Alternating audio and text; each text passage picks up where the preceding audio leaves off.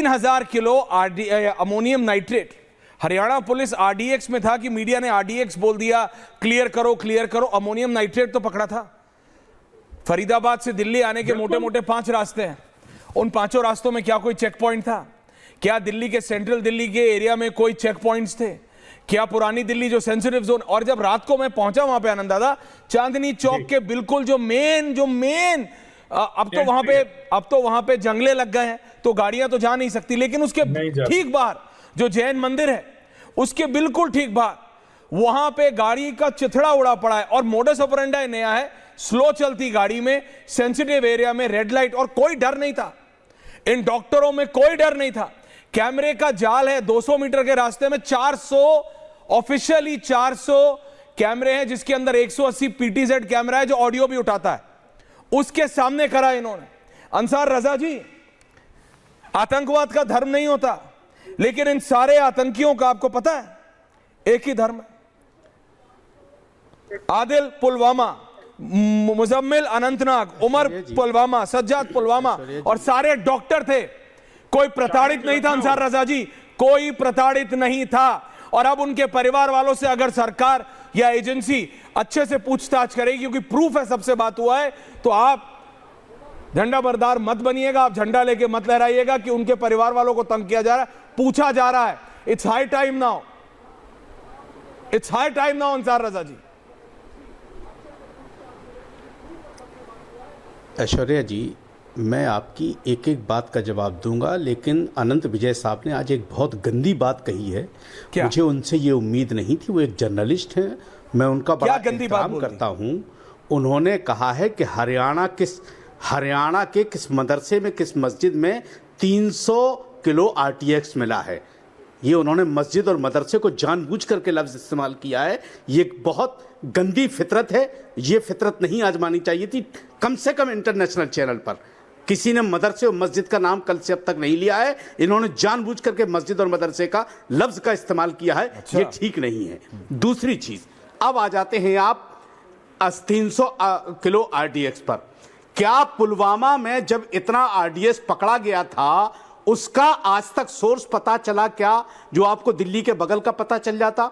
तीसरी बात, आप बार बार कह रहे हैं उनके घर वाले, ये उनके घर वालों को सबको पता है कि पैसे ये भेजते हैं वहां, ये पैसे भेजते हैं। घर वाले तो झूठ बोल रहे हैं कि हमारे बेटे से कोई कनेक्शन नहीं है। इनके जो आलीशान घर दिखा रहे हैं टीवी वाले, ये उन्हीं पैसों की कमाई से बनते हैं। कैसे हमारी एजेंसी को पता नहीं चल रहा कि ये पैसे वहां जा रहे हैं? देखिए, जिनके साथ जो हादसा हुआ है, हम उनके गम में शरीक हैं, लेकिन ये बहुत खतरनाक खेल खेला जा रहा है इस मुल्क के साथ। जो लोग भी खेल रहे हैं, ये खेल ठीक नहीं है। हमारे भारत जैसे पवित्र मुल्क को ये कुछ डॉक्टर हों या जो भी दाढ़ी टोपी वाले हों, अगर ये लोग बर्बाद करना चाह रहे हैं, तो सबसे पहले जिम्मेदारी बनती है हमारी देश की सरकार की कि पुलवामा के अटैक के टाइम पर जब 40 लोग हमारे शहीद हुए थे, उनकी जांच आज तक नहीं हो पाई। आप दिल्ली के बगल में 300 किलो आरडीएक्स जमा कैसे हो गया, जहां बीजेपी की सरकार, दिल्ली में बीजेपी की सरकार, सेंट्रल सरकार बीजेपी की, और कमाल कर रहे हैं आप दूसरों पे क्या साहब, गंदी राजनीति नहीं होनी चाहिए और बदले की। अरे कौन राजनीति कर रहा है यहाँ? कौन तुष्टीकरण की बात कर रहा है? अनंत विजय जवाब दे रहा है आपको। अनंत विजय जवाब दे रहा है आपको। समाजवादी पार्टी आ रहा है। अनंत विजय जवाब दे रहा है आपको। दीजिए, दें जवाब। अनंत विजय जी दें जवाब, दें अनंत विजय साहब, कि उन्होंने मदरसे को मस्जिद का आनंद दादा, वो जवाब दें।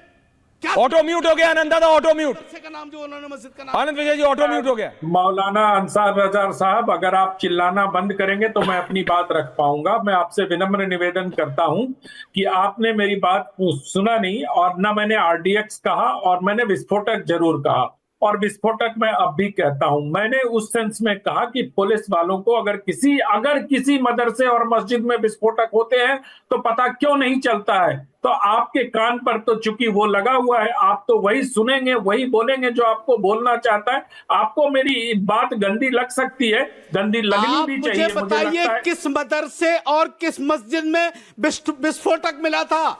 अनंत विजय जी, किस मस्जिद और किस मदरसे में विस्फोटक मिला है? बताइए, सुनिए दुनिया को।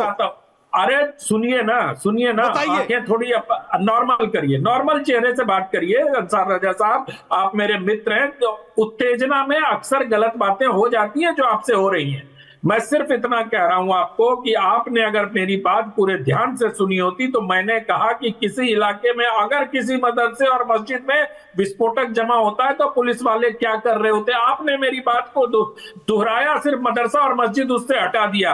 और कितने मदरसे और कितने मस्जिदों में क्या क्या होते हैं छोड़ दीजिए, मैं उस पर नहीं जाता हूं क्योंकि आज वो बहस का विषय है ही नहीं। हमारे आज के आलोचना का विषय मदरसा नहीं है, न कोई मजहब है। हम तो उन जहनियत को, उन जाहिल लोगों की पहचान करना चाहते हैं जो इस आतंकवादी को, इन आतंकवादियों को बचाने का प्रयास करते हैं। और आपसे अपेक्षा करता हूं, आप पढ़े लिखे विद्वान आदमी हैं, कि उन जाहिलों को, उन अर्बन नक्सलियों को, उन टेरर को समर्थन देने वाले लोगों पे आपने पुलवामा का सवाल आज क्यों पूछा है। आपको आज पुलवामा का सवाल नहीं पूछना चाहिए था। आपने पुलवामा के सवाल उठा के इसको डाइल्यूट करने का प्रयास किया अंसार रजा साहब। और देश की जनता ये देख रही है कि अगर इसमें कोई दूसरा नाम होता तो आप शायद इसको डाइल्यूट करने का प्रयास नहीं करते, आप इसको डाइल्यूट करने का प्रयास करते। आपको कहना चाहिए कि अपराध है, ये मानवता के खिलाफ अपराध है, और इस अपराध में जो भी साथ है, चाहे वो मेरे ही मजहब का क्यों ना हो, मैं उसका विरोध करता हूं, मैं उसका विरोध करूंगा। कि अगर आप मस्जिद और मदरसे पर जितनी जोर से बोल रहे थे, उतनी जोर से अगर आप इस पे बोल रहे होते तो अंसार रजा साहब, आपकी पहचान एक सच्चे देशभक्त मुसलमान के तौर पर होती। लेकिन परोक्ष रूप से अपने मुल्क से मोहब्बत है, इसलिए हम कह रहे हैं। आतंकियों के समर्थन में खड़े होते हुए दिखाई दे रहे हैं। आप जहां सुनिए, मैं कह रहा हूं, जिन लोगों ने ये गंदी हरकत की उनको पकड़िए, उनके घर वालों को पकड़िए, उनके रिश्तेदारों को पकड़िए, जो दहशतगर्द है। लेकिन मत लगाइए, लेकिन मत लगाइए, इसमें मुसलमान भी मरा, इसमें हिंदू भी मरे। कोई लेकिन नहीं, बिल्कुल हिंदू मरे हो, मुसलमान मरे हो, सबके साथ संवेदनाएं हमारी हैं। जो दहशतगर्द हैं वो उनको सजा मिलनी चाहिए। लेकिन मैं पूछ रहा हूं, ये आईडीएक्स जमा कैसे हुआ बीजेपी की सरकार में? मैं ये पूछ रहा हूं सर, इसमें गुनाह क्या है? इसमें क्या गुनाह है? 300 किलो बीजेपी का फरीदाबाद 300 किलो नहीं था, 3000 किलो था अंसार रजा साहब। 2900 किलो है, 2900, 3000 होता है, वो 3000 किलो है। रिलैक्स, मैंने आप दोनों को मौका दिया। आपको पता है सर 3000 किलो, 3000 किलो आया कैसे, ये सवाल हमने 3000 किलो है, लेकिन दिल्ली में पहुंचा कैसे, दिल्ली के पास पहुंचा कैसे? Samajwadi Party and then BJP wants to counter. Samajwadi Party, Faraz साहब और गौरव जी। सरवर साहब आ रहा हूं, बोलिए फराज साहब, जो सवाल है ऐश्वर्या जी देखिए। जी, मैंने आपका सवाल भी सुना और भाजपा प्रवक्ता का भी सवाल सुना। देखिए, सबसे पहले तो मैं आपको फिर से ये क्लियर कर दूं कि ऑपरेशन सिंदूर से पहले मैं और मेरी पार्टी ने पहले भी कहा था और आज भी हम कह रहे हैं कि जो टेररिज्म भारत की धरती पर हो रहा है, वो चाहे आतंकिस्तान फैला रहा हो या कोई भी फैला रहा हो या देश के अंदर से फैल रहा हो, उसकी हम कड़ी मजम्मत करते हैं और हम भारत सरकार के साथ चट्टान की तरह खड़े हैं। ये हम पहले भी कह चुके थे, आज भी कह रहे हैं। लेकिन अब यहां पर क्योंकि भाजपा प्रवक्ता ने शुरुआत में ही राजनीति करना शुरू कर दी और हमारे ऊपर भी राजनीति करने का उन्होंने आरोप लगाया, तो हम सिर्फ एक चीज ये बोलना चाहते हैं ऐश्वर्या जी, क्योंकि ये मौका नहीं है। हमारी संवेदनाएं हैं दिल्ली में जो लोग मारे गए हैं उनके साथ और उनके परिवार वालों के साथ, और जिन लोगों ने ये जघन्य हत्याकांड किया है, जो आतंकवाद वाली घटना की है, या जो भी ये जो घटना हुई है, उसकी हम कड़े शब्दों में और मेरी पार्टी मजम्मत करती है। लेकिन मैं एक बात पूछना चाहता हूं, अभी बात हुई राजनीति की, सियासत की, कि साहब हम सियासत करते हैं। मैंने तो अभी कोई बोला ही नहीं था, तो भाजपा प्रवक्ता ने कैसे बोल दिया कि समाजवादी पार्टी सियासत करती है या विपक्ष सियासत कर रहा है? लेकिन अब जवाब देना जरूरी है। जब इस देश के ऊपर 26/11 हुआ था, तो ताजमहल के होटल ताज के बाहर गुजरात के तत्कालीन मुख्यमंत्री प्रेस कॉन्फ्रेंस करके क्या कर रहे होते हैं? क्या प्रेस कॉन्फ्रेंस करके वो राजनीति नहीं कर रहे होते हैं? और आपको मैं एक चीज दिखाता हूं ऐश्वर्या जी, कि हिंदुस्तान टाइम्स में एक एड छपता है भारतीय जनता पार्टी का। ये देखिए, ये हिंदुस्तान टाइम्स में छपा था, डेट मुझे इसमें क्लियर नहीं दिख रही है, और ये सबसे नीचे आपको एड दिख रहा होगा। इस एड में क्या लिखा होता है कि brutal terror strikes at will, और इश्तिहार के नीचे लिखा है वोट फॉर बीजेपी। तो 26/11 हमलों के बाद, और ये मैं आपको डॉक्यूमेंटेड दे रहा हूं, इश्तिहार निकालते हैं 26/11 के बाद और कहते हैं कि साहब भारतीय जनता पार्टी को वोट दीजिए। तो इस देश में आतंकवाद और आतंकवादियों के ऊपर किसने राजनीति की है, उसका खुला प्रमाण तो भारतीय जनता पार्टी ने ओके, गौरव भाटिया दे काउंटर, दिया। गौरव भाटिया काउंटर। गौरव भाटिया, समाजवादी पार्टी कह रही है राजनीति आप करते हैं, वो नहीं। देखिए, हाँ, अब अभी कुछ दस्तावेज दिखा रहे थे, एक दस्तावेज मैं भी दिखाता हूं कि टूटी साइकिल का आतंकवाद पे कितना ढुलमुल रवैया है। यह है 2012 का समाजवादी पार्टी का मैनिफेस्टो, और इसमें क्या लिखते हैं, मैं इनके मैनिफेस्टो से पढ़ रहा हूं, ध्यान दीजिएगा। दहशतगर्दी के खिलाफ कार्रवाई की आड़ में उत्तर प्रदेश के जिन बेकसूर मुस्लिम नौजवानों को जेलों में डाल रखा है, उन्हें ना सिर्फ फौरन रिहा किया जाएगा बल्कि मुआवजा दिया जाएगा। इलाहाबाद हाईकोर्ट ने करारा जवाब दिया और रोका, और बाद में जिन लोगों को समाजवादी पार्टी की सरकार छोड़ना चाहती थी वो सजा याफ्ता हुए। दूसरी बात, अखिलेश यादव ने अभी कुछ टाइम पहले जब चुनाव थे उत्तर प्रदेश में तो कहा था आतंकवाद कोई मुद्दा नहीं है, आतंकवाद का मुद्दा इसलिए उठाया जा रहा है कि भाईचारे पे चोट लगे।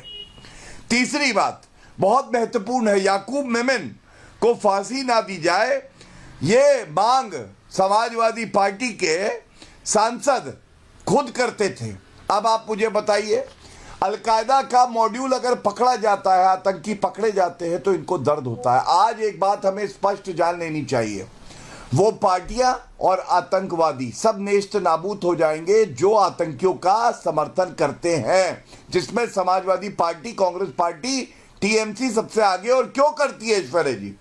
ये लोग इसलिए करते हैं क्योंकि इनको लगता है अगर मुसलमान है, आतंकी हो, घुसपैठिया हो तो क्या है, मेरा वोट बैंक है। लेकिन ये नहीं सोचते हैं कि देश की सुरक्षा के लिए कितना बड़ा खतरा है।